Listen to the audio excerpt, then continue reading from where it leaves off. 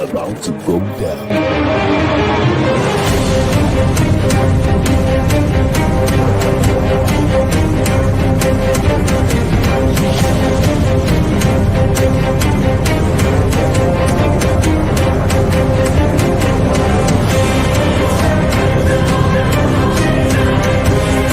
It's lovely pass, and nearly turns cleverly. Can he find a finish? Oh, he can! Skill by Joshua, and a return right hand. Good counter right. Bullen is hurt. Second right hand. That clipped him as well. Now he goes in for the kill. Well, Ricciardo is inching into the lead, and Ricciardo that win the Italian Grand Prix! Iguodala running the floor.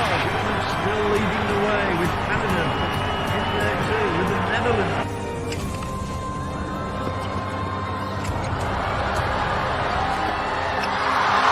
And Musa makes it 4 goals in 2 World Cup matches. The Monaco Grand Prix! Ricciardo triumphant in Monza. Through Bowden, Barrett, and an early touch and an excellent. Sports Orbit. We make the world go round.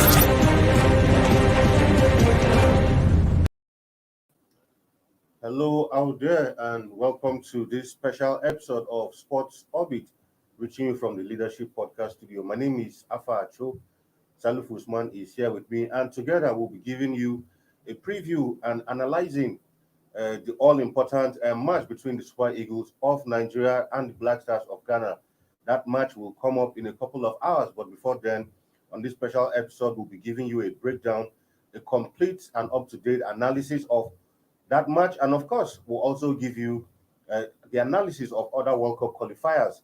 Some are already taking place, and some other matches are still going to take place later today. Salif Usman, welcome to this very special episode of Sports Orbit on a beautiful Friday. Thank you, Mr. Afro. A very beautiful Friday, and just like you see, the D-Day is here. Yeah. All we have been waiting for, just a matter of just 1 hour, hours and some minutes now, the match will be rolled on. And all Nigerians have been waiting for, and the Ghanaians, everybody, we are finally on the day, and we wish that the best team win. All right, viewers, like we said in the beginning, today Nigeria will be up against the Black Stars of Ghana, of course. And leading up to that match, there has been a lot of talk on both camps. The Ghanaians think that they have all it takes to beat the Super Eagles. Nigeria also feel that we have the quality to beat the Super Eagles. In fact, a former Ghanaian player, Asamoah Gyan, actually said that on paper, as long as it's concerned, Nigeria has won the match already. But we'll wait and see what happens on the pitch field of play. Now, looking at the Ghanaian squad versus the Nigerian squad, Salifu, if you're going to put player for player, Nigeria versus Ghana, what do you see? Yeah, just like the former Black Star captain, say Asamoah Gyan, looking at the pedigrees of the two teams based on the current form and on the current players, Nigeria stand a very far distance compared to their Ghanaian counterpart. And if you look at the present squad of Ghanaian, the only player that you can just pinpoint that stand out in the absence of Adrayu, you can only talk of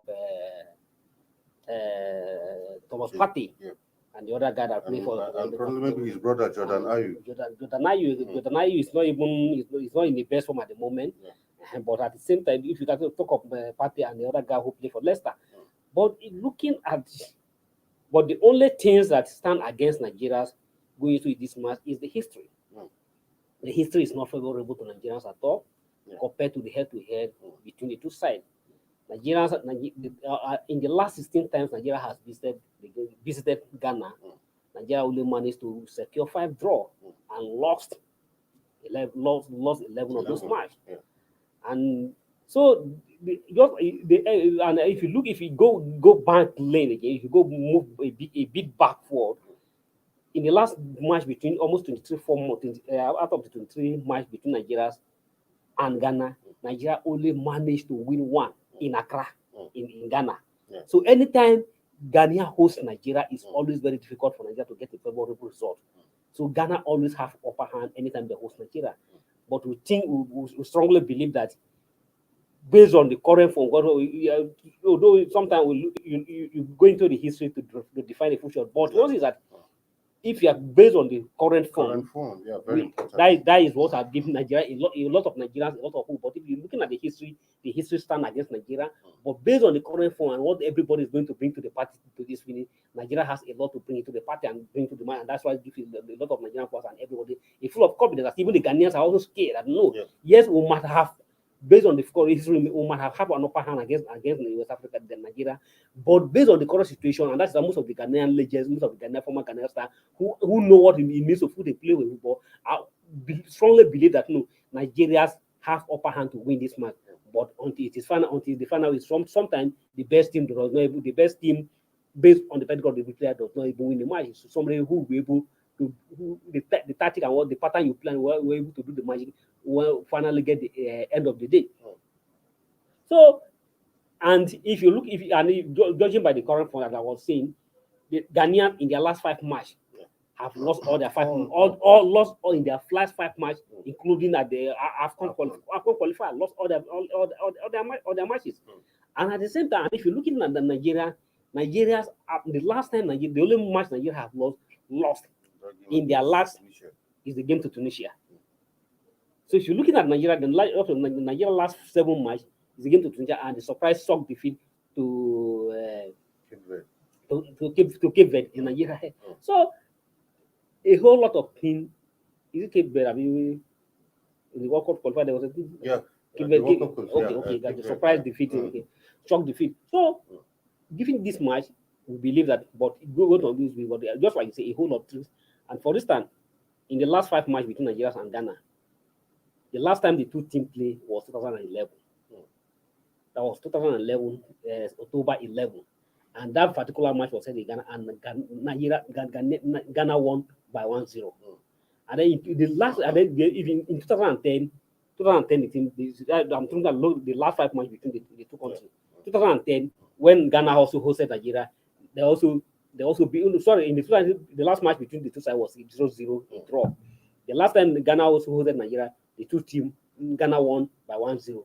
And in 2000, if you remember, in the AFCON 2008, that was also hosted by Ghana in the quarter-final match. Ghana defeated Nigeria 2-1, and there was a whole lot of at stake on that match that very day. So everybody was hoping, we're hoping that Nigeria is going to have the day, but the lack of Makele, if you remember the beautiful score of Makele, excellent. So Nigeria lost that quarter-final match to Ghana. And before that quarter-final match, there was also a friendly match between the two countries in 2017 in London. If you remember, in London, which Ghana whitewashed Nigeria 4-1. So it was a very difficult, but the last out of this one, and the last time Nigeria beat Ghana was 2006, which Nigeria managed to beat Ghana 1-0. So, but since 2011 till today, Nigeria and Ghana have never played any match.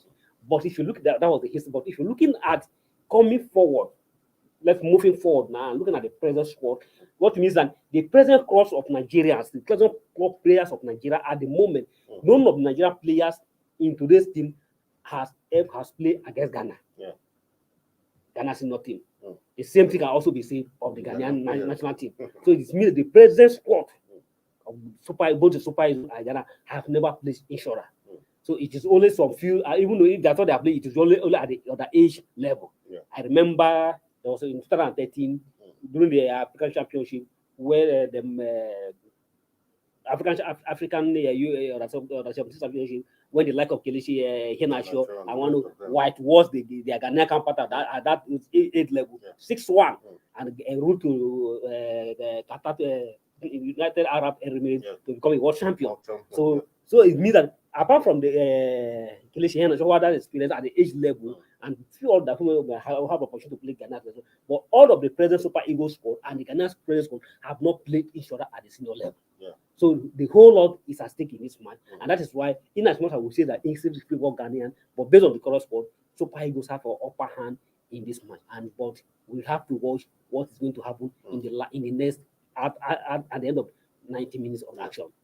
I completely agree with you, and it will be recalled also that all during this in the course of your analysis, a lot of these games where Ghana had the upper hand against Nigeria, if you cast your mind back at that period, you could see the kind of players Ghana had some years back.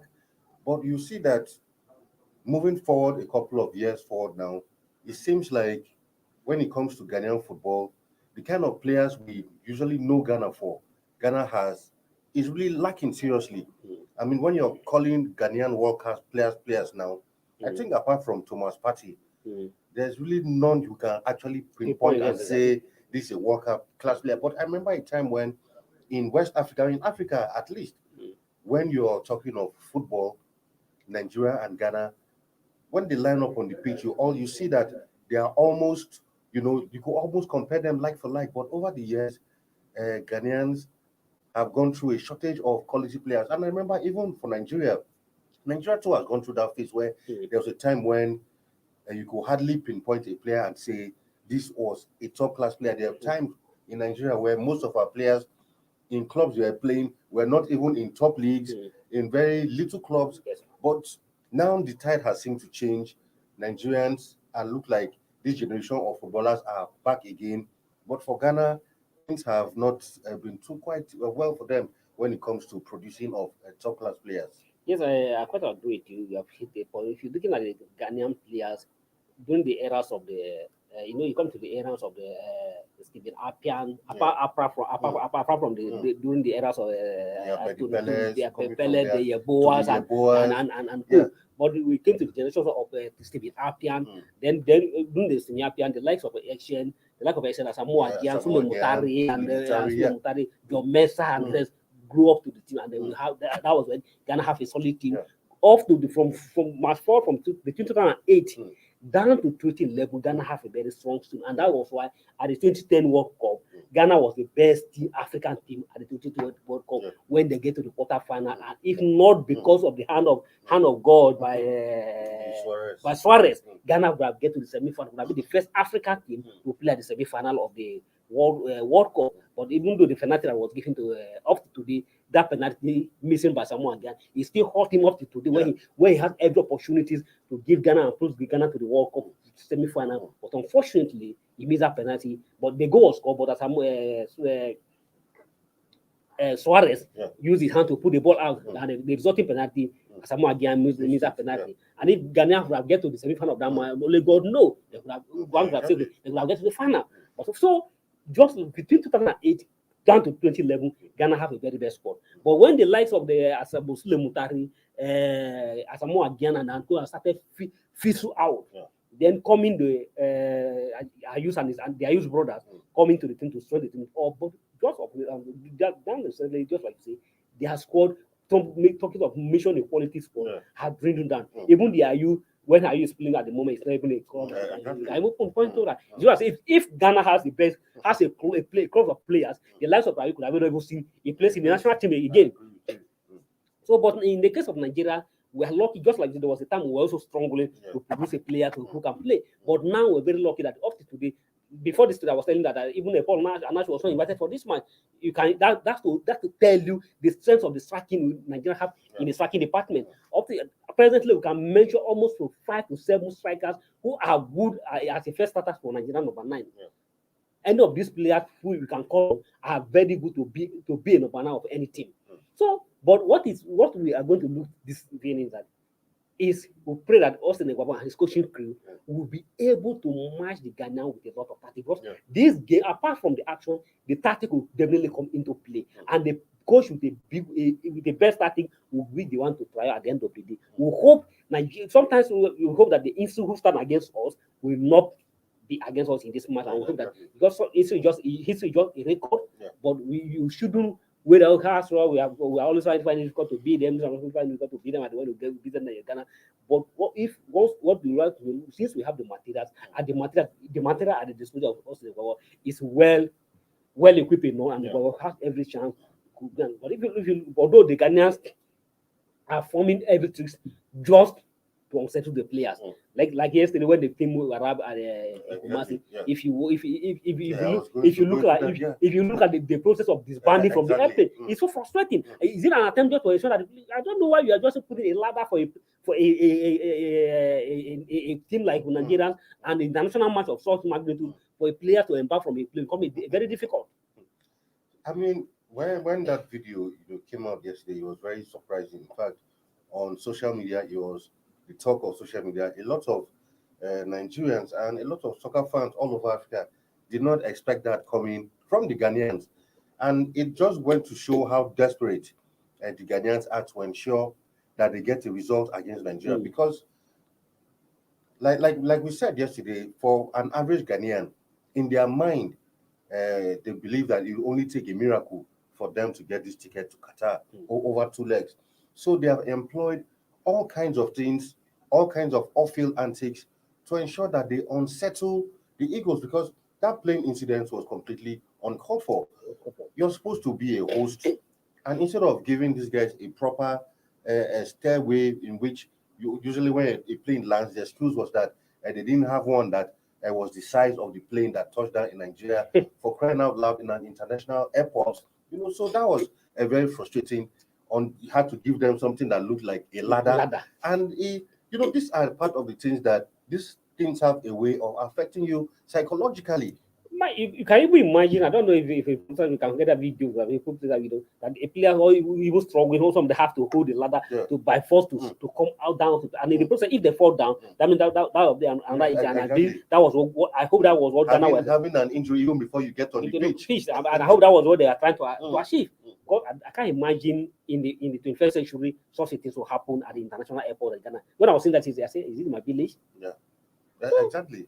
But I hope that we thank God that nothing happened to any of the official, any of the Super Eagles, any of the Eagle contingents, and all of them carefully disembarked from the plane and they were at their home. And also there was a trick of COVID. Yeah. But so far we have not heard any of the players have tested positive for the COVID. But we hope that that attempt to swing any of the players to say they have a COVID, I think that has failed. Because up to today, up to this moment, we have not heard any of the news that any of the player has tested positive for COVID. So thank God for that. Let's hope that this match, and just like I said earlier, all the owner depend on the Super Eagles and also play for God of soccer. Sometimes you may have all the necessary and the luck is not support to play, and the luck will be on the side of the Super Eagles and be able to get us the result. But this very much matters a lot, even more than even the second leg. Because whatever you have, the result of this match will define what we're going to be playing in the second leg. And if we fail to get the desired result in this match, it will definitely affect us in the home. And that's why the Ghanaians give their best share opportunities to display all form of tactics they can do, so that they'll be able to set the supply and get the result. And we hope the Super Eagles, and just like the president of Nigeria Football Association, he said whatever tactics they're going to do, they'll be ready to match them by according to him, they're going to deploy and double their effort, whatever any effort any airline to do, they'll be following them to make sure that everything legally means will be done to order them to match each other. Yeah. Also, when it even comes to the level of anticipation for this match, you can see that of the tickets that are available so far, we had, I think, about 40,000 tickets, which should be the capacity of that stadium. It looks like it's been sold out already. Yeah, the capacity of the stadium, and at the same time, since the COVID era came, no match has been allowed to hold it to the capacity. At least the highest the capacity the stadium of FIFA has always allowed is just 60% capacity of any stadium, at most 80%. But in this case, have granted the Ghanaian to hold 100% of that capacity, and the capacity of that stadium is 40%, is 40,000, and CAF has given go ahead to admit 4,000 capacity. That's to say that the Ghanaians are desperate to ensure that they have a full pack of the stadium to support their team. And even when Nigeria requested, remember before the man, Nigeria requested for 10,000 tickets, but the Ghana declined. They declined to give Nigeria 10,000 tickets for this match.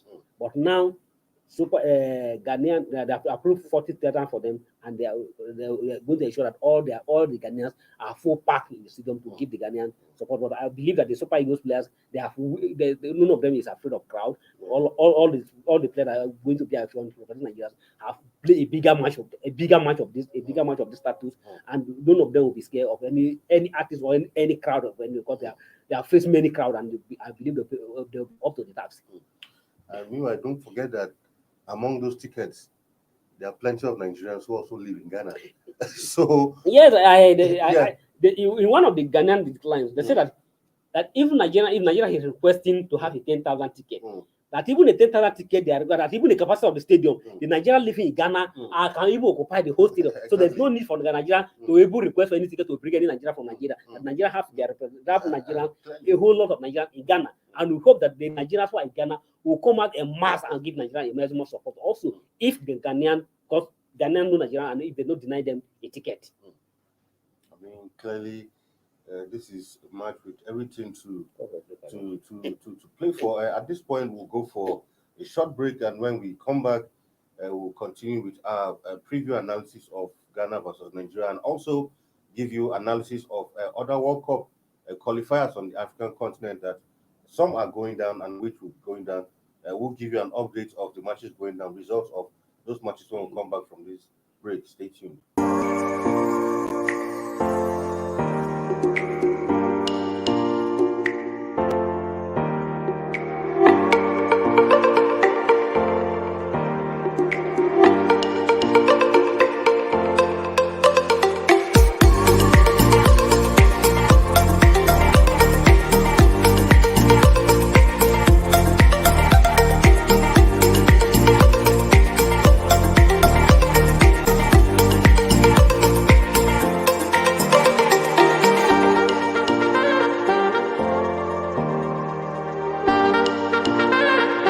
For sponsorship and advert placements, please contact 080-3688-6158. Last Word Leadership Podcast Studio. You have the last word.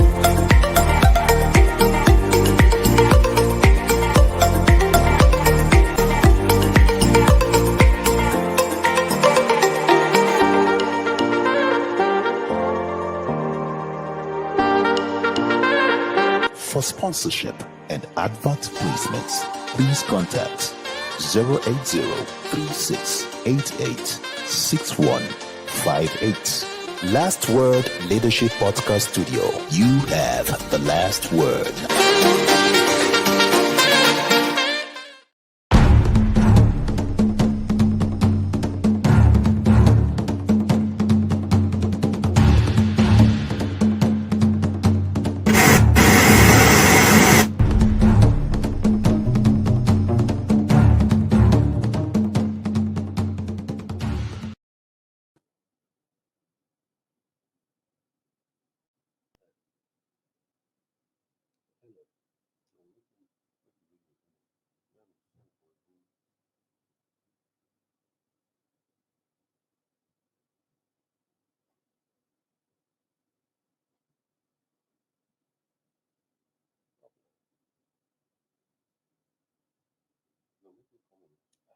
All right, welcome back to that bit. Right there, you just saw a bit of that clip where Nigerian players were treated to a not so pleasant treatment. If you can see from your screen, you can see that that wasn't a proper stairway coming from an airplane. In it infections. Exactly, you can see how the players had to even jump initially from, and that could as well have led to any injury or something. So I think that was a shame on the Ghanaian authorities for putting up that kind of treatment. So like some today I was seeing in one of the social media and one of Nigeria was joking that when if they now arrive here next week, all they are going to do they are going to just give them a rope just to throw themselves from the plane.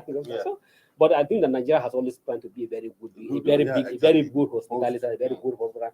In as much as several times when Nigeria teams we travel out in Africa, we all head of all some of the artists of the our host. But anytime any of Africa, even at the club level or at the CAF competitions or any level, Nigerians are always very good, and we think we shouldn't be discouraged by their ethics and to treat them bad. We should always try to remain the big brother we are and the good fools we are. Let them if the onus lies on them to learn from us, and if they refuse to learn from us, it is their own cup of tea to achieve. We shouldn't try to pay them in their own coins. Let remain who we are, and let's always be nice to our brothers. I completely agree with you. I mean, Nigerians have always hosted different parts of Africa and all over the world whenever they are coming here into Nigeria. But unfortunately, when we travel out, sometimes we don't get this kind of treatment. But notwithstanding, we'll keep doing our best. The Ghanaians will also be coming here to Nigeria, and I know the Nigerian authorities won't pay them in their own coin. We will treat them as our brothers. I mean, football is just a game at the end of the day, and it's really not war, irrespective of the treatment you get from others. Away from that, briefly, we'll take a look at other matches also on the All African qualifiers, where some matches will also be going down tonight. Of course, another big match to look out for is Senegal versus Egypt in that one, where two Liverpool teammates will square off once again.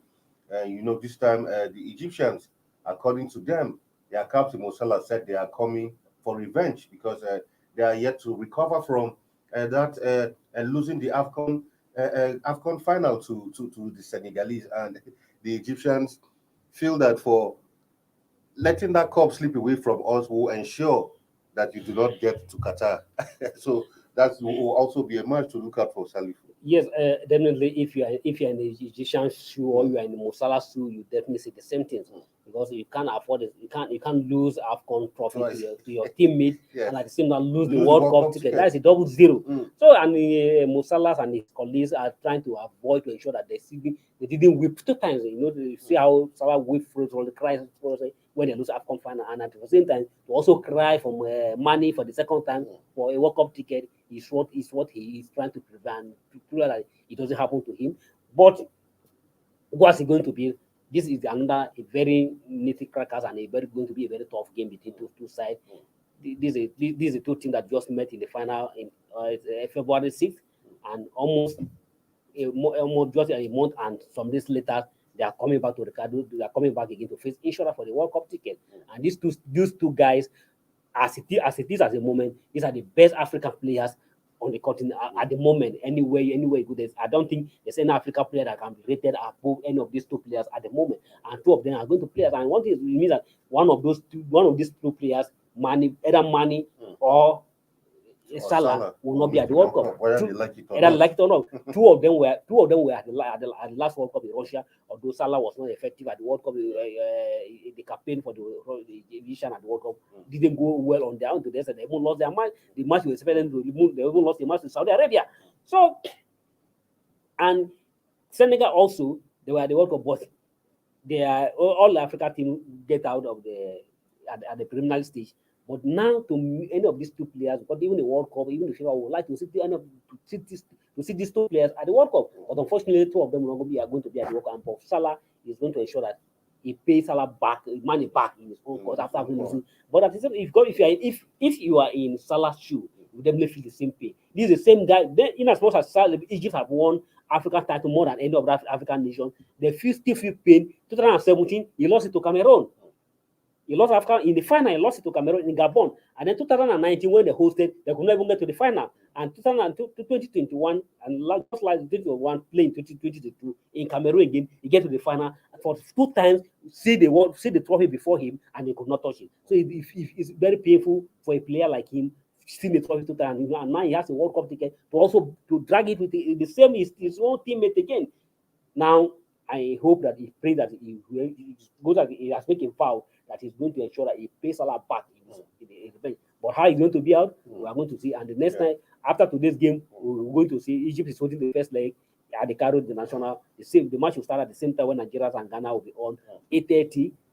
Exactly the time Nigeria will start their own. At the same time, they'll start their own. And then after today's match, and the third leg come on Tuesday, March 29 in Dakar. Right, in the first match of the day today we saw that one.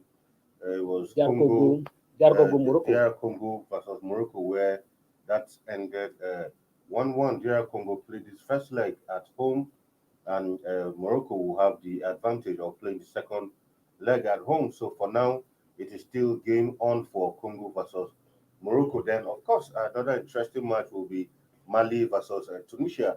Recall that Tunisia were the one who halted Nigeria's AFCON dream, and this time around they will be away to Mali in this crucial encounter. Sally, quickly.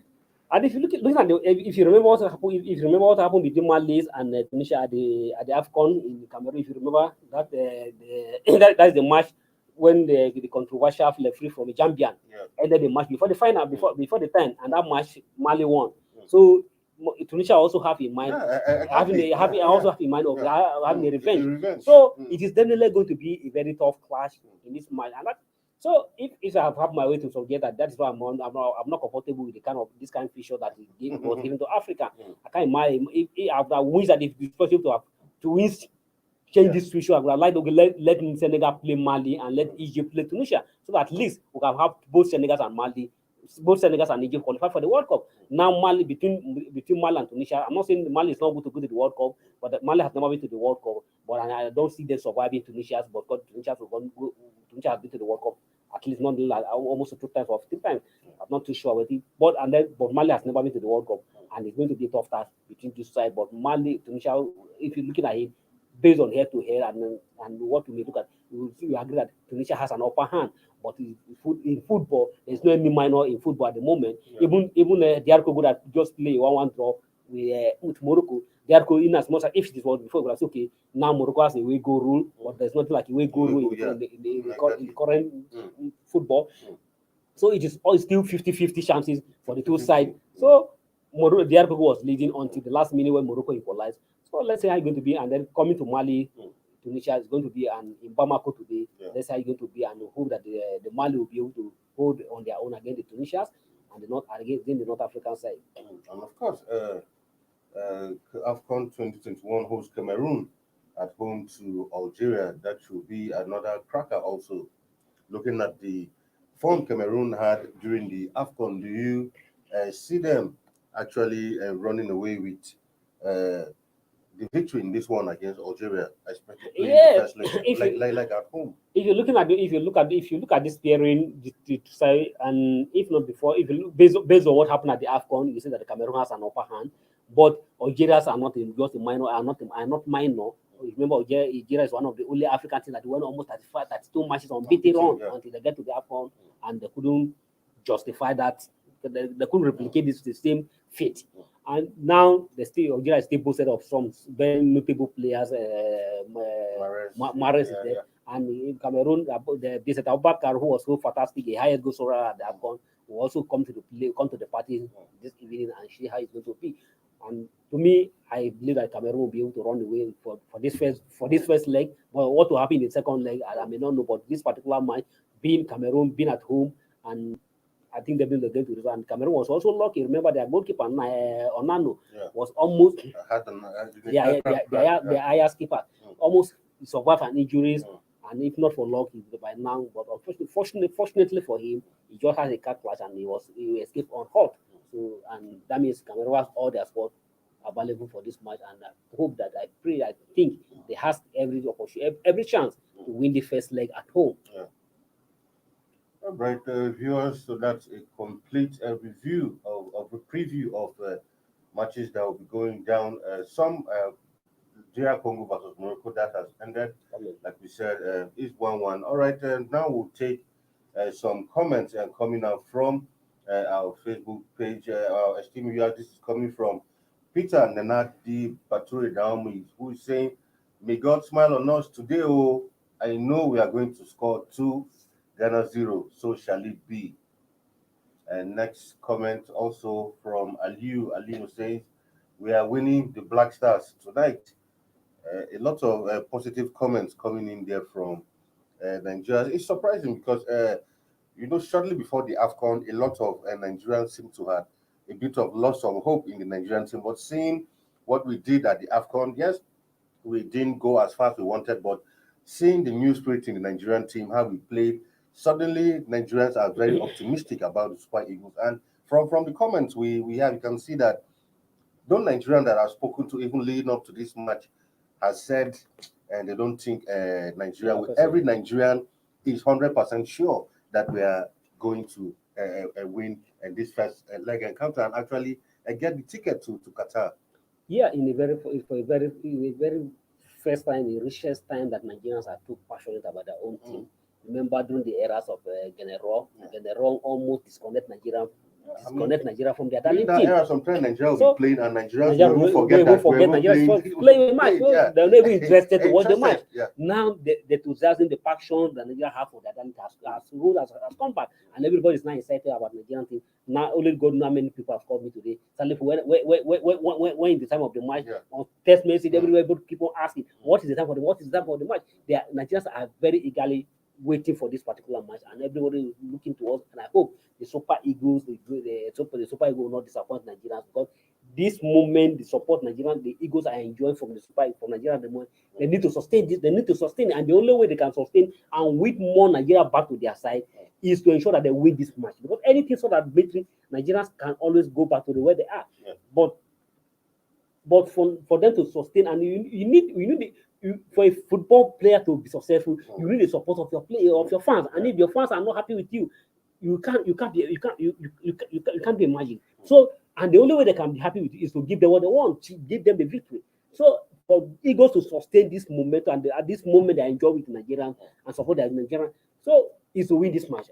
And if they win this match, I think this even support will be triple when they come to Abuja Stadium. And let me just say, God forbid, if Nigeria does not get the result here, you may not see any fans at Abuja Stadium.